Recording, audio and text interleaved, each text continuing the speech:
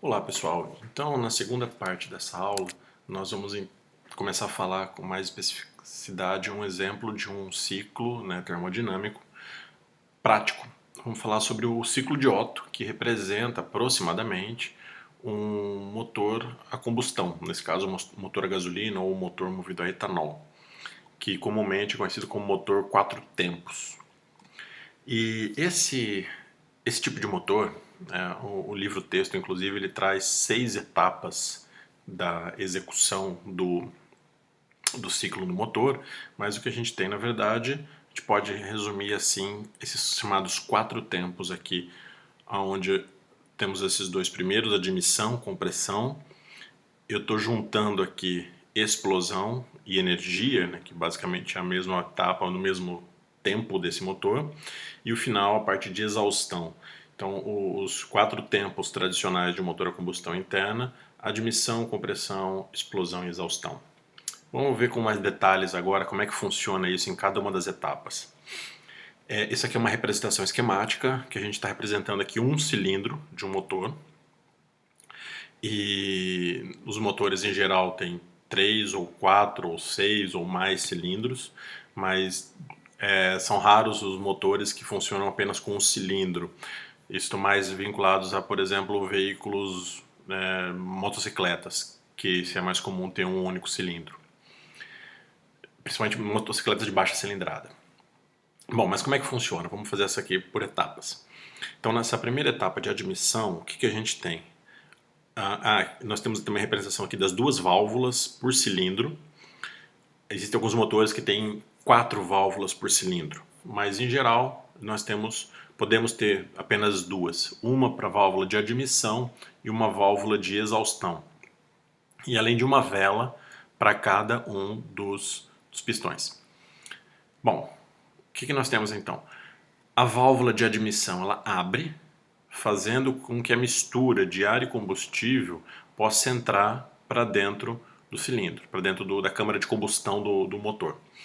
Essa mistura, então, não é somente combustível, é combustível com ar, justamente para a gente ter o comburente e oxigênio para a combustão.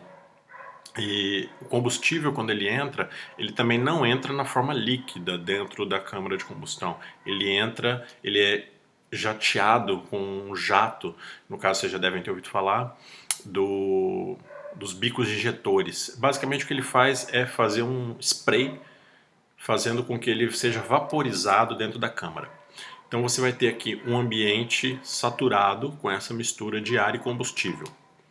Nesse processo de emissão, o pistão está vindo para baixo, a biela, que é essa peça aqui que liga o eixo do motor aqui ao cilindro, ela está fazendo esse movimento circular aqui e o pistão está vindo para baixo, sendo então preenchido esse espaço com o ar e o combustível que está entrando aqui. Esse pistão vai embaixo, a biela faz essa volta e aí vai comprimir a mistura. Então, esse é o segundo tempo do motor, que é o tempo de compressão. Nessa compressão, então, se aumenta a pressão do gás internamente, fazendo com que então isso aqui vá para a próxima etapa, que é na etapa de explosão. Para que ocorra a explosão, o que a gente tem é uma centelha. Então, a vela de ignição que tem nos motores, ela dispara uma faísca, uma centelha, fazendo com que esse motor aqui exploda. O motor exploda não, na verdade, que o ambiente dentro do motor, dentro da câmara de combustão, exploda. Repare que nesse ponto aqui já a gente tem ambas as válvulas estão fechadas, tá? Então, a câmara de combustão ela fica isolada, não tem nenhum contato por nenhum acesso. Aqui está aberto, depois aqui a gente fecha essa válvula. Com a explosão, o que ocorre? A expansão adiabática desse gás de forma muito rápida. Esse gás vai se expandir, fazendo com que esse cilindro agora, esse pistão, seja movido para baixo, movendo todo o sistema, eixo, biela, fazendo isso girar. Então, aqui, nesse caso, nessa etapa, o pistão está sendo movido para baixo por causa da explosão que ocorreu antes. Aqui, diferentemente, a gente não tem isso. Repare que o pistão também está sendo movido para baixo aqui. Mas de que forma isso ocorre? Só como é interessante a informação, geralmente os motores eles trabalham de forma alternada. Se eu tivesse motor com 4 cilindros, o que eu tenho são 2 cilindros trabalhando em uma etapa, enquanto que 2 estão trabalhando em outra. Ou seja, quando você tem explosão de um, você está movendo esse eixo, fazendo com que o outro cilindro também se mova para que a gente tenha a admissão, que é o que ocorre nessa etapa do processo sem ter nenhuma explosão. Bom, seguindo. Então, uma vez que esse pistão é empurrado para baixo, por causa da energia que se tem nessa explosão, esse movimento vai ser feito e aí, novamente, o pistão vai subir. Nessa etapa que o pistão começa a subir, a outra válvula, nesse caso aqui, é aberta, chamada válvula de exaustão. Quando essa válvula é aberta, o pistão aqui está subindo, ele vai empurrar os gases para fora, então que são os resultados da combustão, basicamente monóxido de carbono, às vezes dióxido de carbono também. Esses gases vão ser expelidos, vão ser exauridos aqui pela válvula de exaustão, fazendo então que depois essa válvula se feche. E aí quando esse cilindro começar a descer novamente, o pistão começar a descer, abra novamente a válvula de admissão para que de novo a mistura de ar e combustível seja injetada aqui e continue novamente o ciclo. Então, né, esse motor de combustão interna ele funciona com essas etapas onde nós temos admissão, compressão, explosão e exaustão funcionando num ciclo ocorrendo o tempo todo. Bom, como é que isso fica num diagrama? Então, como é que é o diagrama PV do ciclo de Otto que representa esse motor a combustão? E aqui é interessante também a gente estar vendo junto com duas isotermas da temperatura A e temperatura C aqui, porque essas isotermas, você observa que nesse processo adiabático que a gente ocorre, tanto de C para D quanto de A para B, o processo faz com que a gente não siga exatamente na diabática, não, na isoterma, porque o processo ele é adiabático, então a gente troca a temperatura nesse sistema.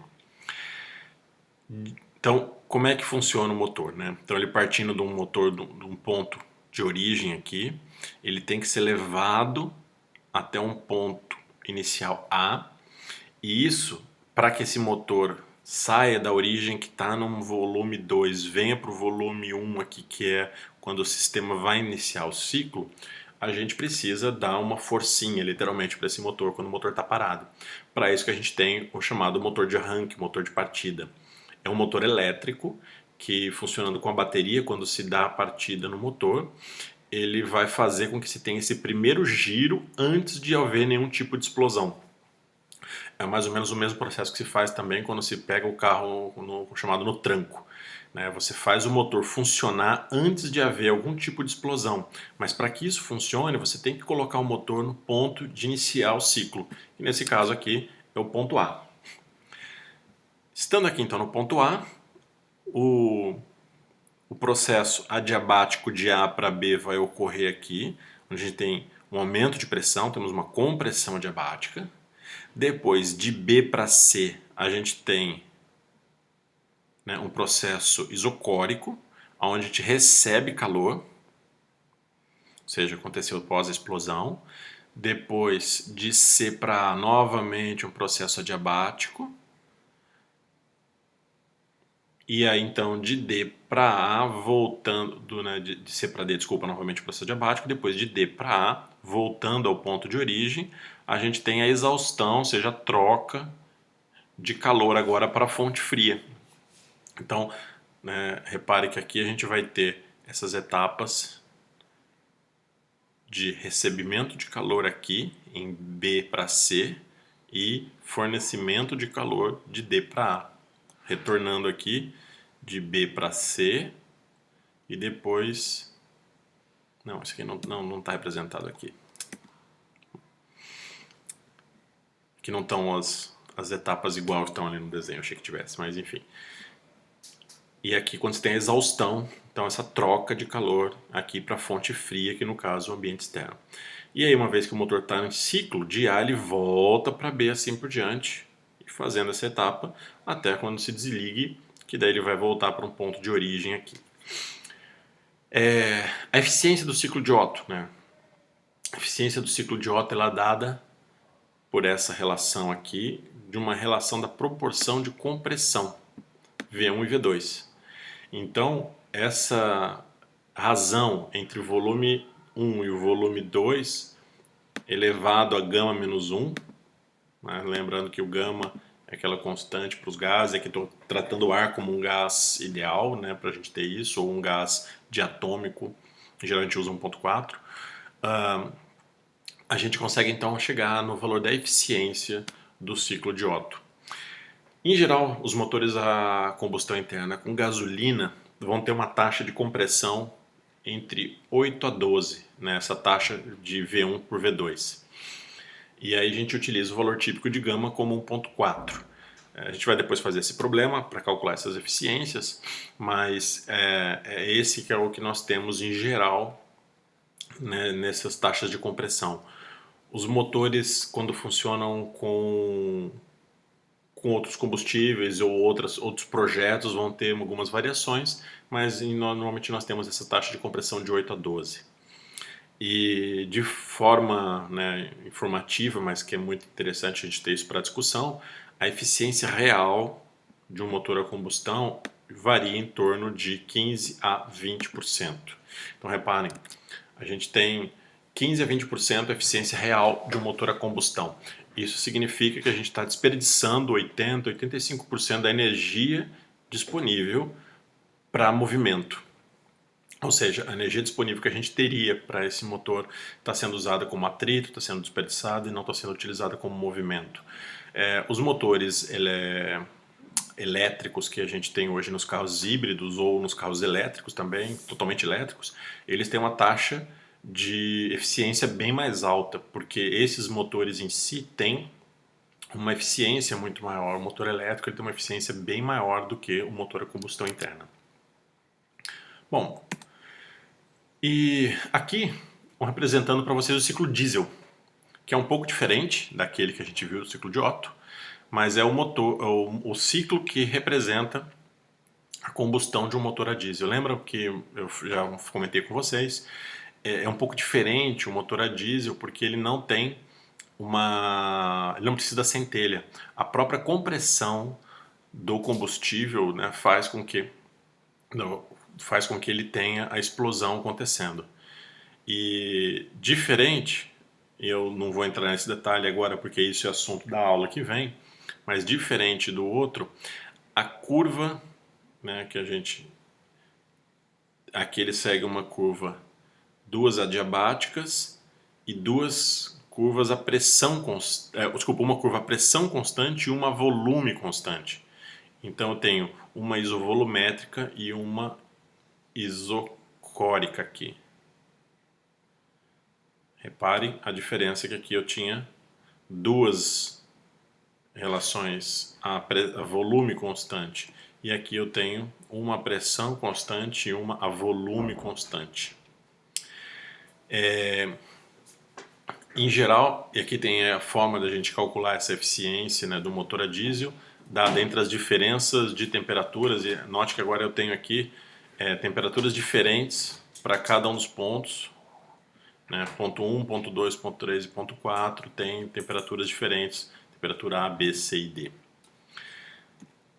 De forma geral, o motor a diesel ele tem uma taxa de compressão muito mais alta, né, do que os motores a combustão a gasolina, como a gente viu.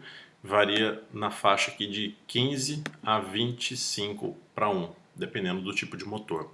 E aqui é bem interessante a patente do motor, né, dada então para o inventor, no caso Rudolf Diesel, que fez depositou essa patente em 1898, né? E o que é interessante, né, por que a gente tem tanto e utiliza-se tanto desse tipo de motor, e sendo que eles são pouco eficientes, que acontece é que a gente tem um motor muito confiável, que está funcionando há mais de 100 anos, é muito fácil peça, muito fácil manutenção, muito fácil estrutura de funcionamento, todo mundo entende bem esse motor, de maneira que a gente consiga ter a maior parte dos veículos utilizando motores a combustão interna. Isso tem mudado nos últimos anos, justamente porque essa eficiência que não é boa e os motores elétricos são muito mais eficientes. A gente também tem tido um considerável avanço na autonomia de carros elétricos, fazendo com que a gente também possa ter, né, veículos híbridos que são muito confiáveis. E os próprios veículos totalmente elétricos têm tido agora um destaque muito grande. Os custos ainda são elevados, mas a tendência é que em algumas décadas a gente nem tenha mais motores a combustão na forma como a gente tem hoje esses motores a combustão interna. Bom, gente, esse é o som da aula de hoje. Até a próxima.